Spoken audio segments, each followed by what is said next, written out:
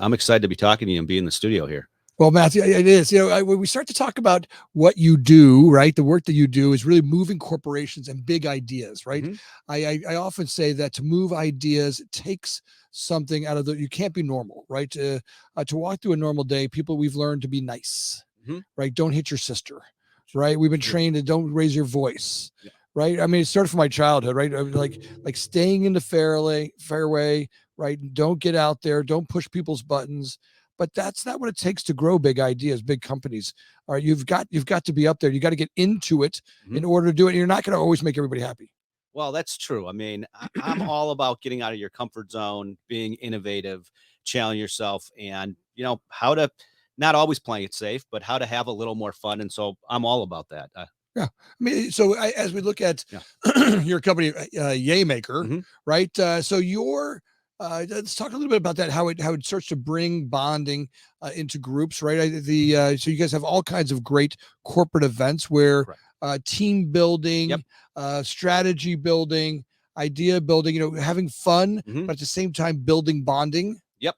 Let's talk a little bit about that. Yeah, it's all what it's about. I mean, obviously, employees and companies work hard. We talk about playing hard too, and it's important to take breaks and get to learn each other more. So, and when you do a team bonding event, whatever that is, if you can be a little creative and kind of put guards down, you can build stronger relationships and connections. And overall, that can be great for the group and for the business. So, we do a lot of creative experiences like paint night, we're best known for, but we do plant nights and trivia and mixology. And so we do murder mysteries, and we do events virtually, hybrid, and in person. There's so many different corporate cultures that work atmosphere and environment so different. We try to accommodate accordingly. Well, I mean that whole environment's changed, right? Correct. Today we've got for forever it was everybody work at the office. Yep.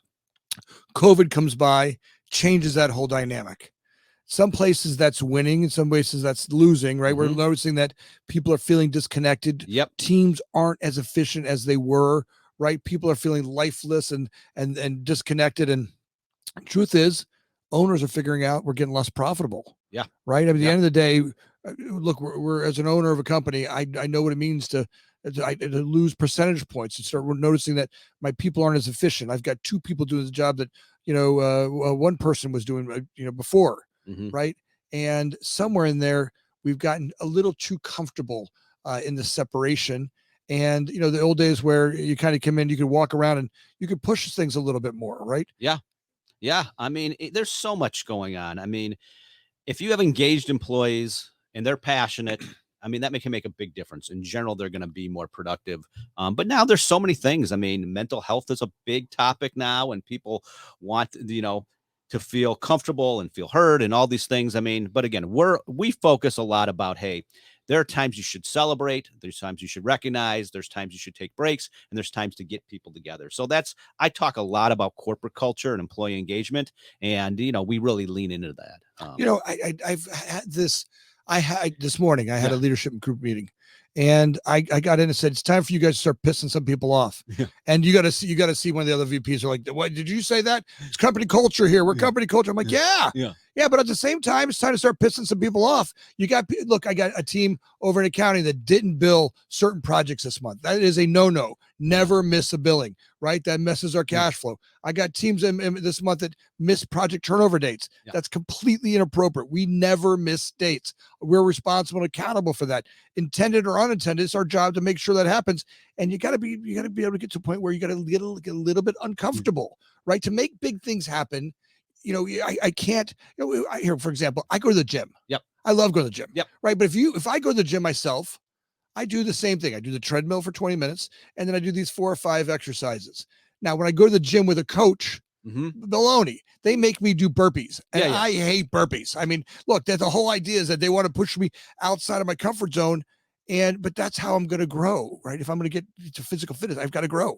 1,000%. I mean, I love the fitness analogy. If you start doing the same 4 or 5 exercises over and over and over, your body's going to start getting used to it. You may not grow in the same way. So it's important to mix things up. It's important to challenge yourself, and accountability is obviously so important as well. I mean, one thing I talk about leadership and authentic leadership. I mean, if your personality is, hey, I'm competitive, I want to see us win, I want to see hitting benchmarks and accountability, then lean into that. So that you do hear a lot of people talking that might have a little softer culture, and it's always important to evolve and adapt. But I still believe the real personality, it starts from the top. If you live it, breathe it, share it, and say, hey, these are my strengths, these are my weaknesses, and I'm going to challenge everybody to be better. I encourage you to challenge me. I feel like that is a healthy way to go about things. And there's no perfect culture. That idea of culture being soft is nonsense. Right. To me, I love whenever someone says to me, you know, even this morning, I got some crap for it. They're like, hey, Anthony, you're not going to go piss everybody off again. Right. You know what happens? You walk a room, piss everybody off. They want to quit. I'm like, no, look, if it's either we keep moving forward and growing, because remember, every day there's barbarians coming at our door, right? They're coming to conquer us, right? They want to be where we are today, right? And by the time they get to where we are, we got to be where they want to be going next, right? And we got to be growing. And we've been working on this AI platform. It is now, you know, we're sitting here now towards the end of the year. We've been working all year and we're not there. And and they're like, well, look, we're working hard to get there. I'm like, look, we got to work harder, because that AI, who takes on AI construction will dramatically change the industry, right? Those who get that first will separate from those who don't have it so fast. The others won't be able to catch on.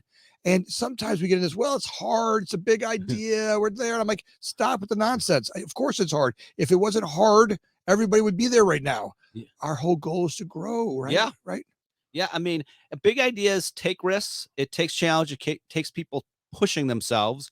And kind of, you know, our company has a culture. We work with a lot of artists. We believe in having fun. So we might swear a little more than other cultures or things, and then other things. And we might not always dress as, you know, not everyone's wearing blazers or things like that. I mean, it's laid back in many ways, but as you shared, we want to innovate, we want to grow, and we want to push ourselves. So it's a balance. I mean, how do you have a real culture where people feel comfortable, but it's all about communication, transparency, being yourself, and encouraging others.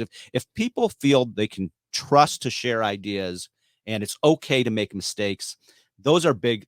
I think those are big goals a company should have, a leader should have. Absolutely. You tell me that hey, it cost me money, but you were trying something all day long. You tell me you forgot to do something and it cost me money. I'm an animal on you, right? Look, don't tell me that you weren't engaged and you shut down. Tell me you were engaged and you made a mistake all day long. I'll pay for that. I'll pay to learn. Right. I have no problem paying to learn. It's part of, but pay for what I call the stupid tax. Don't give me. I'm not paying stupid tax. All right. When you walk around telling me I got to pay a stupid tax, right? I mean, so same thing is going to be for. So as you've grown the corporate, you know, event company, and as you start to go through there and you take steps through the bigger and bigger and brighter ideas. Tell me a little bit about how that's evolved. You know, you guys started with some humble beginnings, but they blew up, right? I mean, your partner took painting parties to what 60 million. So so the co-founder of the company, Dan Herman, who I knew in college, he started Paint Night in 2012. Started with one artist in a bar in Boston. I think it was Cleary's Irish Pub, and it grew to 60 million. Wait, hold on. They started in an Irish pub painting. That could be dangerous. A little bit of Jameson and some paint brushes may be a problem. So but it started at one bar, one event, some drinking, eating, painting, and again grew to 60 million. But you talk about challenges and evolving. I mean, Paint Night, paintnight.com is just like our B2C company that's just growing, and now in person is growing. But you know, the pandemic really challenged us where we had to think differently, think big.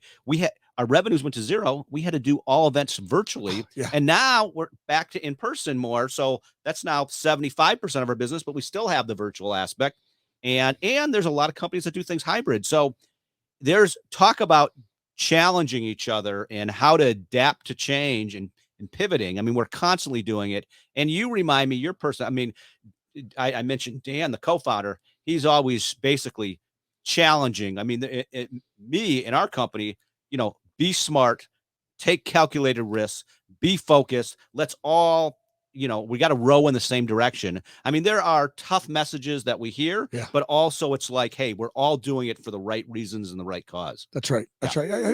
Getting that. You know, I was just, I'm going to open another company with a group, an event company. Okay. And so we went out and looked at, we went to an event convention in Ireland. Okay. And my wife and I went down there. This beautiful couple that we've just been friends with for a long time, Bert and Casey. They have this amazing event company here in Chicago. They do some of the biggest events out here, and we're going to work with them to build an event environment to create a studio, right, or event space. So we went to look at them, and we really got in touch with some big ideas. I mean, some of the events we went out there. So this is essentially our event people showing off to each other. Okay. Yeah. Right. So one of them was in charge of the party the second night we were at, and they threw a party in a castle that has to be one of the most legendary parties I've ever been to. Right. You know, so during the day you're at a convention and you're out hearing all these speeches all day long, about ROI and investment and do I make my own stuff? Do I hire it out? All the different things it takes to make events and parties and the ideas that are on there and great stuff. Right. But somewhere in the middle of it, the curator, so they introduced the curator of the mansion that we're gonna have the party at tonight. Okay. So she comes in and she goes, well, I just want to introduce you to this castle, and it's been around for hundreds of years, and here's the idea, and but every once in a while, I just want to tell you, we've had problems with our staffing, right? Everyone, when the owner's not there, sometimes they goof off and they get a little carried away, not realizing that was the setup. Right? They really set us up right there. That's we walked into this one. I'm like, well, I'm not sure why she's telling us all the bad news about her staff being drunks and getting carried away. But we get to the party, right? It's a dress up night. You're all dressed up in costume, and you get off the bus. And as soon as we get off the bus, there are drunken staff everywhere. There's the maid getting rolled around in a wheelbarrow and guys drinking whiskey. And there's people, stumbling and falling. From the second you get off the bus, the experience started. Oh, wow. Right. Okay. They really started they're actors, right? These are actors. Yeah. And now that's a way to enter a party. You're like, boom, you're in. You walk in, you're like, bam. I'm like, okay. And then they had Irish dancing and people drunk with the thing. They brought this great bands in from so the entire night there was a band moving the entire crowd. Yeah. Now you go around. Now these actors they would move through the whole party, right? Yeah. So they'd be in different rooms. You'd walk in a room and they'd be kissing each other, making out, and you walk over here and there'd be a fist fight. And you walk over here and there'd be people in the tub doing. It was just like over the top shit. And I was like, okay, this was crazy. Wow. Well, that event is a little more wild than some of our events, but there's a few things. I mean, like we do murder mysteries. So I love that one. And so murder mysteries, and we do a lot virtual, and now we even do some in cities in person. And it's what you're saying. If people can be kind of surprised or get right in the beginning, boom, they're not thinking about work. They're just captivated by the situation. I mean, we're all about that. You mentioned looking at doing an event company. A whole topic I love talking about is collaboration and competing. We found strategic partnerships with others. I mean, we know our lanes we do really well. Yeah. Creative experiences, trivia, things like that. But we partnered with other companies and it really helped. So I'd be interested as you're looking at growing your events to see, because we get corporate companies, the Googles, the LinkedIns, universities, law firms reaching out to us all the time. Some things times they're not in our lane, but finding good strategic partners that are looking for crazy wild parties with people. You seeing these fist fights and things. I mean, whatever that means. But again, we have partnered with others that it's worked really well. So anytime, we try to just find the right fit. Tell me about the murder mysteries you do. I've had a couple. Yeah. I've done a couple of them. So tell me how you do them. So most of our murder mysteries right now are virtual, but now we're doing more in person as the demand's gotten higher. We work with a team or group of actors in England. All right. So tell me what they do. So basically what they do is, it's kind of like, the detective game. Somebody dies, you got to figure out the weapon, you have to do this, and you get some clues beforehand, and you work in groups. Yeah. So if it's if it's 30 people, you might have 3 or 4 groups. Yeah. If it's a small team, and basically you're looking at the scene, you're looking at the actors, you're looking at your clues, and then you get in these little breakout rooms and you're basically talking about what's going on, and you can ask the actors questions too. And so it's problem solving, it's team bonding, and what I like about it, we did it for our own company. Yeah. Is you get to see people the way they think, what they value, and the creative, you can tell, look at certain things. You look at people in engineering in another way, and it's just, but I feel like you build this other connection that you organically might not just on day-to-day work stuff. But that's the gist of it. Now we are working with actors that are coming directly to people's offices and doing a whole performance and engaging people who want to be more engaged. Well, I love that. Look, because those murder mysteries, I think, are legendary. I've gone to some of them. I've thrown some of them. Okay. And they have been some of the most legendary parties I've ever had. You know, I did one up in the woods in Michigan. I rented out a place called Wahala. Okay. And I rented out these 5 ginormous cabins that I brought 100 people in from around the country, friends from all my life. It was when I was 40 years old. I brought in 100 people, and I had a guy write up characters for every single person. Wow. So every person had a character. So you might be Balls Malone, right? Okay. I remember he was one of the characters, okay. And he was one of the guys we had. Balls Malone was a baseball player that got hit in the head and told inappropriate ball jokes for the rest of his life. So so that was your character, right? So you had to show up in costume, right? Now, so this guy shows up. You know, we had I got up there a week earlier. I hired an artist who decorated the whole place up, right? She put all kinds of cool stuff in there. Somewhere during the night, so the idea was it was a gangster party, right? We're bringing together the families, and somewhere during the night, I'm the head of the family. I get shot, okay, and they got to figure out who shot me, right? So you know, everybody shows up. You had to check in. This place was like a resort, okay, and you had to check in character. Okay. Now, so imagine, and now some guys went all out, right? It's 1920s is a scene. Some guys showed up in old-fashioned cars, Tommy guns on the side of the cars, right? And they really got into character. Now, you had to walk in, and they had like a little slide door. You had to like open the door and say the password, and they handed you a shot of tequila, so you couldn't even get in without tequila. So that's how our night was back then. We were young, right? Back when we did stupid stuff. And now we all walk in, and somewhere during the night, during the week before, this artist I had hired, right? So I said, hey, look, one of our guests aren't coming. 2 of our guests aren't coming. She was going to work all night, and she was decorating for the one party, but she was going to change the scene the next day for another party we're having the next day.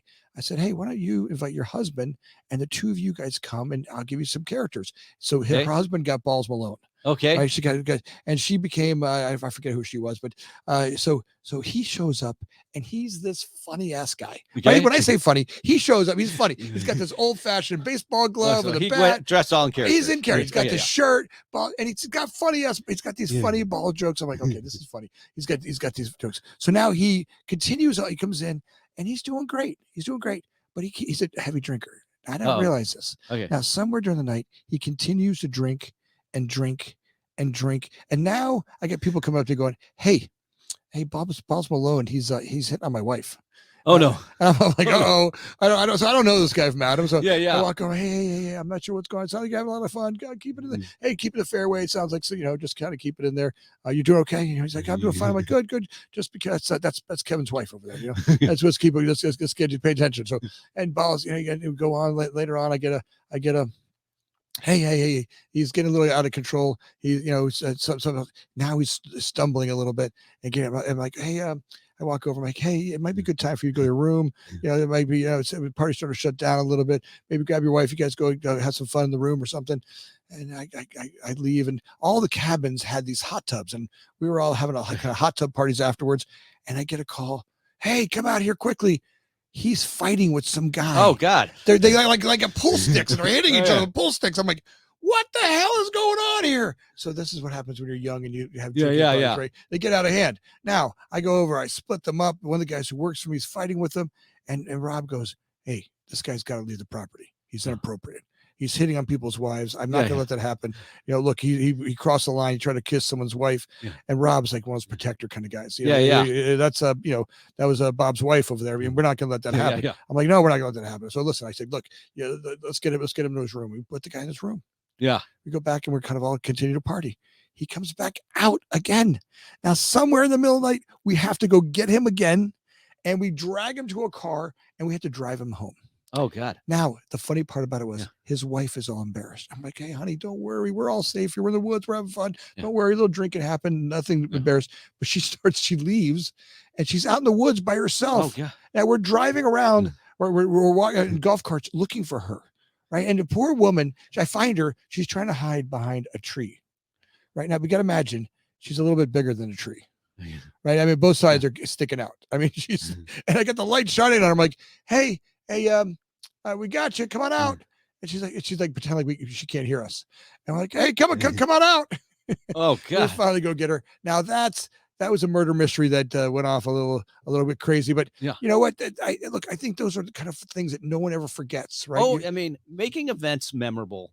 And again, having fun when people dress in character, that's big. I mean, again, it sounds like yours is a level up when it comes to a little bit the wild and craziness or things like that. For us, because we work with so many professional companies, it's like how do you control that professional fun? But we ask a lot of times beforehand, like, share us the vibe you want. Do you want this to be PG? Are your kids going to be watching virtually? Or is this going to be PG-13, R-rated? Or I mean, like, tell us the vibe you want. And sometimes you get these executive leaders are like, listen, we want to put our hair down, have fun. We're not worrying about being offended. And there's others, hey, let's keep things within the bumpers or things like that. But for us, it's all, it's all about how do you get the host to read the vibe, read the room. I mean, that's really important with anything in life, right? It's That's right. That's right. So I love it. So you guys have all kinds of events. You've got. So tell me about you've got painting parties. Tell me about those. So painting parties, yeah. So basically, whether it's a small group of 10, 15 people to 2,000, we'll have host artists make these beautiful paintings. Even people that can't paint, the instructors are so good, and it's just within an hour, hour and a half or so. Next thing you know is you've got this beautiful painting, and people can customize it a little how they want, of course. But it's not so much about an instructor. It's about, again, it's the vibe, it's the room. You want people to have fun. I mean, that's really what we're about. So as I said, that's what we're best known for, but we've grown. I mean, plant nights are popular. Making ukuleles has been probably our fastest growing. Making ukuleles? We will literally give everybody a kit, and they build the ukulele, they decorate it, they learn a song after. That's something that's always just a hit. It works out under $100 a person. That's something that, again, that we love doing.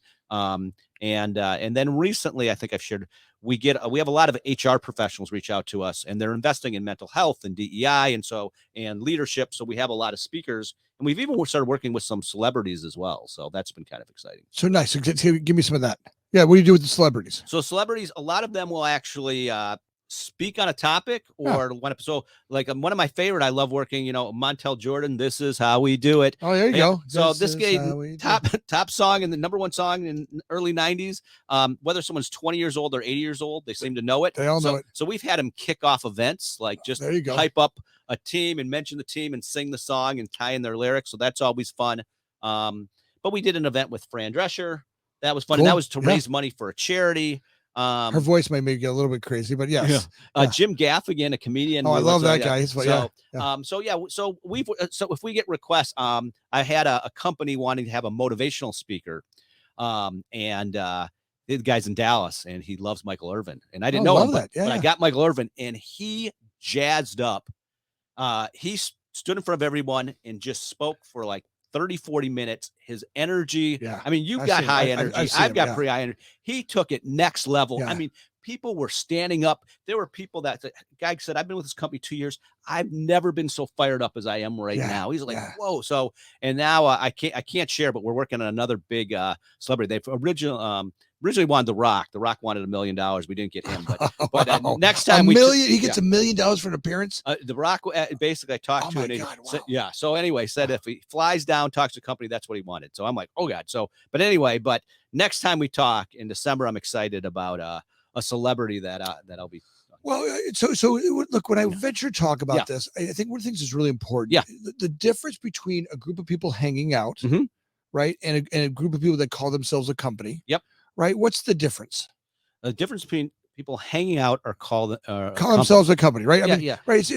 They all have a common goal. Yeah, exactly. Right? Systems that they operate in. Yep. Right. The difference between a really rich woman and a woman who calls herself the queen. Okay. Right. What's the difference? Is the pomp and circumstance. Yeah. Right. I mean, there's parades and horses and costumes. Yeah. Right. Yeah, I mean, the queen shows up if she shows up in a nurse's outfit, nobody will be like, that's not the queen, right? She's got to have that royal dress on. She's got to have, remember the old queen? She had that funky little handshake, right? There were horses, there were chariots, right? There were trumpets, there were guards with funny hats, right? There was some pomp and circumstance. Well, my judgment is part of building a company, part of building a brand, part of building culture. Yes, right, is creating that pomp and circumstance. Yes, right, to create a little bit of that differentiate the way we are, who we are. What we do around here, how we act, right? Those are all signals back to the group this is how we're going to Yeah, be. yeah. Someone asked me what definition of culture, and then textbook it talks about having similar values and beliefs and actions. But I think it kind of a simplified is it's the personality of the Yeah. company, and how do you, I mean, and how do you shine that or get people more on that? Because if people like that personality, and then they can enhance it, embrace it. I mean, I think that's really important. And Yeah, yeah, yeah, and I've noticed that as I've grown different companies, yeah, as who I was in my 20s, there was a personality that I had back then, right? yeah, Like a lot of my behavior today would be completely inappropriate, right? Drinking parties where you had to have tequila before you walked in would not be a party I would throw today. But when I was, 40, that was okay. yeah, yeah. Right. Today I'm growing bigger companies, right? There's a lot more sensitivities in different Hmm. groups. I have a lot more diversity of people, Hmm. right? I got to make sure that I keep things a lot closer to the fairway than I did before. Because look, at the end of the day, each culture the culture at 20 was one, my culture at 30 was one, my culture at 40. Now, I could have started behaving the way I am today back then, but it just didn't fit me. Yeah, Right. yeah, At the yeah, yeah, time, I wasn't there yet. Right. I couldn't see that. yeah, I thought it was a different way. Now, not to mean that it wouldn't have been effective, right? It probably would have been very effective at the time, but I'm kind of a little stubborn. I had to learn through some of my mistakes where all of a sudden you're like, oh, we went out drinking and somebody did something inappropriate.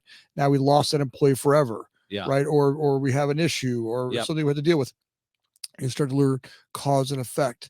And today I'm accountable for my behavior, intended or unintended, yeah. right? I Hmm. want to make sure that as a leader, I'm looking to affect people in the most positive ways. So a lot of things that we do around here are, work on health and fitness and Yeah, goals and really try to help drive people to live better lives. Hopefully our mailman, when he walks in or she walks into our place, she leaves a better person or he leaves a better person because of the interaction between us.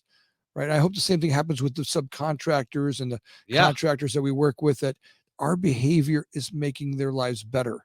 Right. They make more money. They go home safer. They behave different. And I think that starts to create the culture Yeah. of different people. And for me, my judgment is we've been a lot more effective with this behavior than the old behaviors I have. Yeah, again, I mean, I think you want to be true to yourself and, and look at the climate and your employees and all this. Before Yaymaker, I was at Groupon when it first watched it first Cool. start. Yeah. And I met Andrew Mason when he first had 7 employees and watched it grow to 12,000 employees. But, it was a young, high energy ping pong tables drinking. People would ice somebody before a meeting. They had to slam a drink sometimes. And this was early culture, but you know what? It worked at the time. The commitment and the passion was so high. But kind of what you said too. It's like I've been with companies where a group trained for did a 5K together, or they had racquetball leagues, or we had football leagues, and that really can make a difference. Yeah. You combine sports and health. I mean, even with Yaymaker, we do yoga and yoga classes or meditation classes, and that's, I mean, encouraging people to take better care of their health mentally and physically, I think is a very good gesture. I think important, and that can be part of the culture too. Well, I think in today's now time, we're getting so much more awareness. Yeah. A lot of those old behaviors came out of the 70s. I mean, for Christ's sakes, I grew up in South Florida. I mean, it was cocaine and Miami Vice all day long, right? I mean, that behavior back then, everybody was partying. And maybe that seemed fascinating. Right. Today, I'm family. I love growing families. I love growing communities. I love bringing strong cultures with healthy people. Right. How can we create a lot of fun? Life is a big adventure. Yeah. Right. And if I get rid of that shame and guilt and all that stuff that was kind of in there, those other behaviors came with a lot of baggage. Yeah. Right. Yeah. Yeah. They came with, some shame and guilt and fear. And Yeah. right. And a lot of that it was there. And ultimately, my belief is that stuff is the toxicity of growth. Yeah. Right. Yeah. That's where whenever I'm in fear or shame, and I can characterize that, I can carry stuff from my childhood. I can carry the stuff from my manhood, my early life. There's a lot of that stuff as a leader. As I start to grow bigger organizations, it takes me to do a lot more work on getting rid of those things. Yeah. Right. As I let Yeah. go of my fears, anxieties, those things that I've carried, maybe even dragged. I oftentimes refer to it as the big Santa bag of shit. Yeah. Right. You ever see Santa Claus? He's Yeah. got Yeah. this big Yeah. thing. Well, I feel like a lot of us carry that. I did for Yeah. sure. This big bag of shame and guilt and fears. And, as I've worked hard over the last, many years and looking at those rocks inside there and going, all right, Do I need to carry that story about being poor and growing up in Pompano? Do I need to carry that as part of my definition? No, I don't need to carry that. Let's use that as a motivator. Like, look, I'm a guy who grew up here and look what's happened. Yeah. Right. Or hey, I take the rock out that says, oh, I got divorced because I was an alcoholic. Do I need to carry that shame around? Yeah. Maybe not. No, today I get to work with alcoholics and help other men come out of those same spots, maybe be of service to other men. Right. I get to get rid of that rock. Right. Yeah. Maybe I have some other ones as a leader that I got in there that, our biggest faults as we go through those. How do I transition those to be the biggest gifts to the people that we're working forward and actually use those to grow much bigger, much brighter, through our cracks, through our strengths, through our issues, we become much better leaders.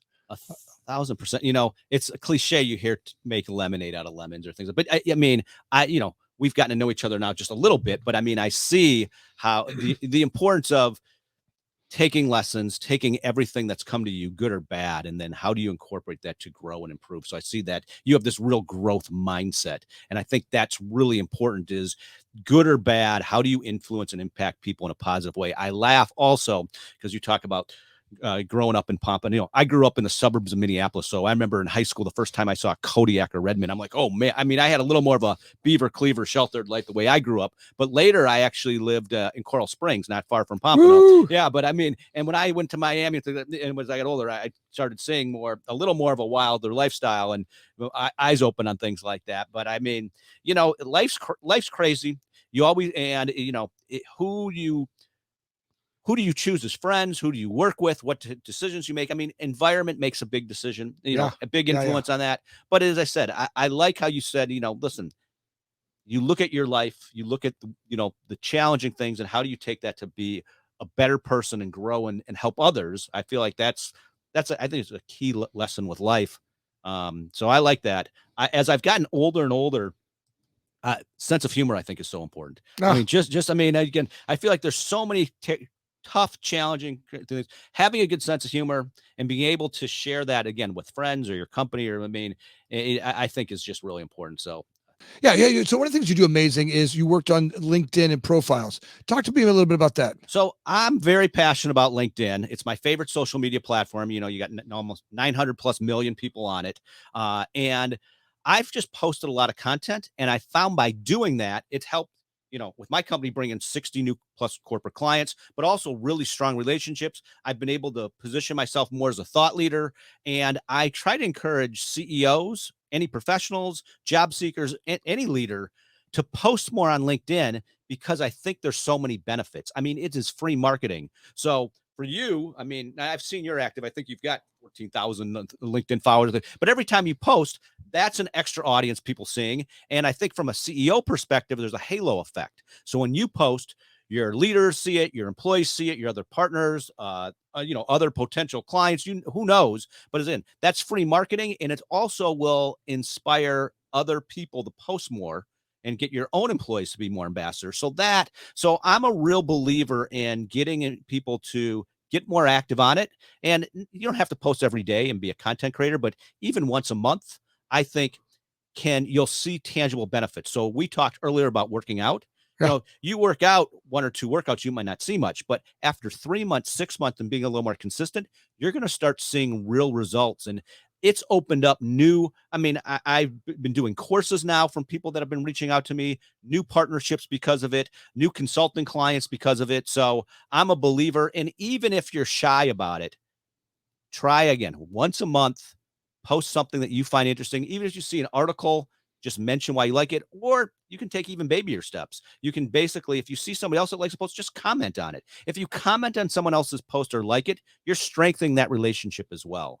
So that's something, believer, like yourself, I like interviewing thought leaders. And so what I'll ask a CEO or a CRO or a VP of sales or somebody, if they can talk to me about corporate culture. And what I find is when I shine the light on somebody else, all of a sudden they seem to like me more. They seem to like my company more. They want to work with me more. And all of a sudden, everyone from their company starts seeing that as well. So I've actually built new relationships and clients just from having others create content kind of for me through interviews. So anyway, I just think LinkedIn is a very powerful platform that I feel like people aren't investing enough time in. And I like to consult and help people to just find their voice and find what kind of works for them and find their goals and who their audience, who they want to be, and how do you get there? So that's something I'm so give me some ideas. So when you give me 5 good ideas for posting. So what's your first kind of post that you love doing on a regular? So the first post, I mean, anything about the industry you're in. All right. So if I'm in construction, talk about the industry, new ideas, new tools, any new trends, anything you're seeing. That's okay, got it. An easy one too is to shout somebody else out. There you go. Recognition. And again, that can be an employee, it can be a partner, it can be a strategic person, it can be a client. People always love those. I think any video, anytime you can video anybody, whether it's yourself or somebody else, that's always a great idea of a poll. I mean, as a post. So this is here. You're just on a job site somewhere. I'm in a project somewhere. Hey, this is Bob and I. Matthew and I are on a job site. Check out the new XYZ company that we just built ground up. These guys are doing an amazing job. Take a look at this new marketplace, something like that. Yeah. I mean, any people, you see all these reality shows and behind the scenes stuff or things like that. To show a little behind the scenes stuff with your work, as long as it's not confidential. I mean, that's right. Showcase that. Yeah. So that's something I recommend. There are a lot of other things. LinkedIn makes it really easy to write an article. So someone that wants to position themselves, I mean, literally, it's super easy on that. But I would say if there's anything else, any milestones, I mean, basically for companies recognizing someone's anniversary, or if they had a new product launch or a service, I mean, that's something to share. It usually just gets some extra attention. But the last thing I think about is think about the people you want to reach. So who's your audience, and think about something that they would find interesting. So, I mean, and that can be anything. And it can literally, and then the other thing, I guess there's one other thing I'd mention too, is just people have certain values, what's important to them. So you talk about this resilience and taking negative things and turning them to positive. I think LinkedIn lends itself well for these positive quotes or messages or things like that. And it can just be a life lesson. Hey, I took my kid to the ice cream store and the person behind the wasn't really nice, but they learned this lesson. You can tie a personal experience to a business lesson, whatever that is to you. Yeah. I feel like that is something that can be very powerful. It's like, how do you shine your own personality and your own values onto LinkedIn? And again, there's a nuanced way to go about it, but those would be some basics. Can I share the post where I take my daughter to the ice cream shop and I'm getting ready to get one myself, and she goes, no, you're on a diet. There you go. I'm like, hey, don't bust me out, little kid.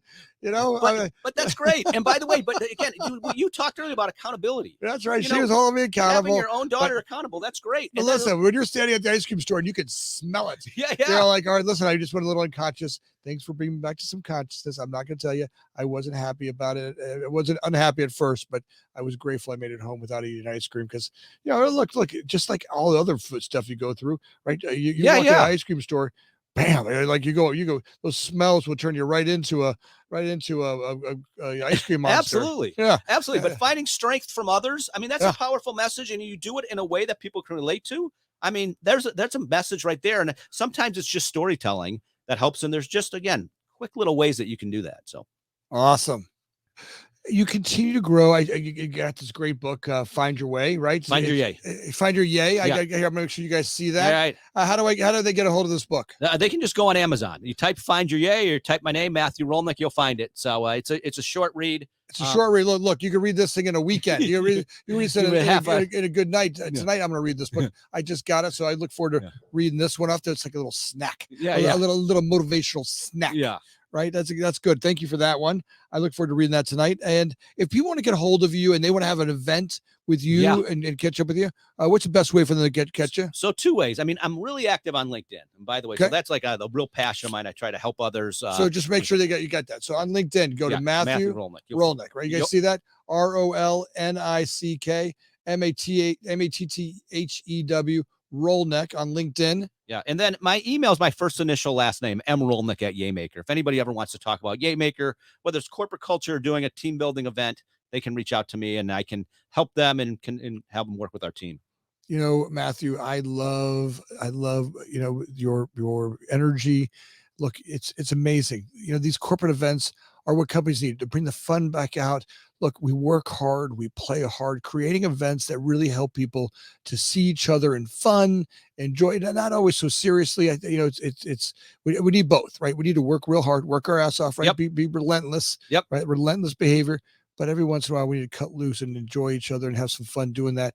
You guys make it easy to do that. And Matthew, I'm grateful to have spent some time with you tonight or today to go through this. I'm grateful for you. Well, thanks here. Grateful for you again. This was a real treat for me to come and visit you at the studio here in person. And again, I love everything you're working on, and wishing you continued success and the best. As always, audience, thank you for listening. If you guys could right now, please reach down and hit the button, like and subscribe.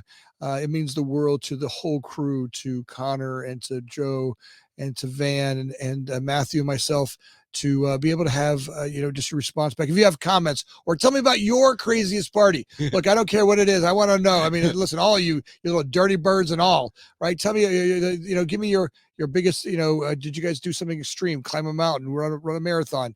Did you do something crazy? Put that down in the comments. I want to hear about them. Like, I'm looking for a great inspirational year-end party to put together. Give me some good ideas. As always, we're grateful for all you listening.